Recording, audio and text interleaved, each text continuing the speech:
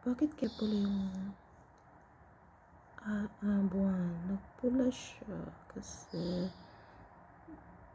parating na yung sunset.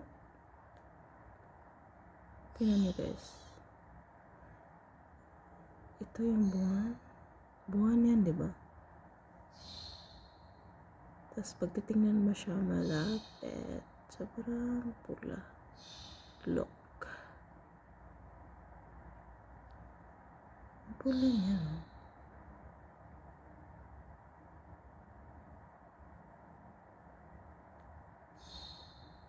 Oh.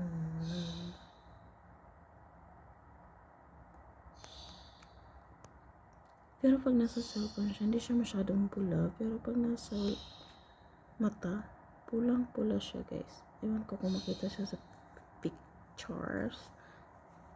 I-try natin mag-picture mamaya. Hala, paalis na si Madam. Yung paalis na nga mo natin babae. Papunta sa work. Kaya, bye, Madam. Bakit tumigil sa basurahan?